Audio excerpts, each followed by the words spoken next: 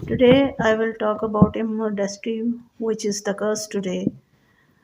Immodesty is not just about clothing, it's a mindset, it's the loss of shame, self respect, and dignity.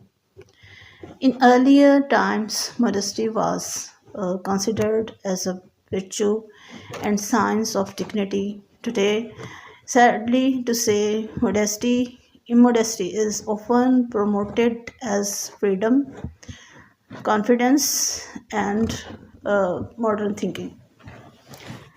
Social media, movies, advertisement, and games especially normalize indecent behavior.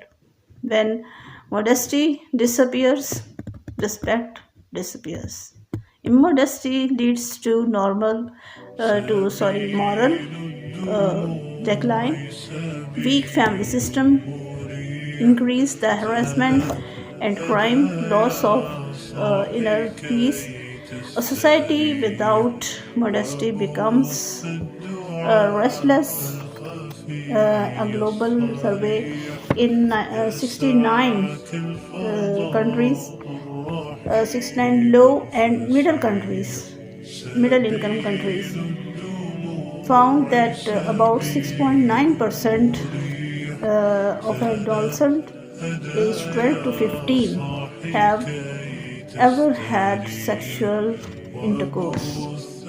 Additionally, researchers by a global alliance examining online harms showed that children are being exposed to sexually explicit content at younger ages, with every first exposure dropping over recent years. Islam is the religion that strongly protects human dignity, honor, and safety. In Islam, both immodesty and rape are considered serious sins and grave crime. So, Islam in rapes and is always the fault of criminals.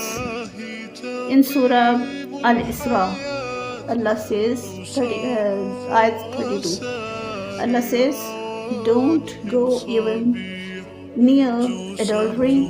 Indeed, it is an incident and an evil.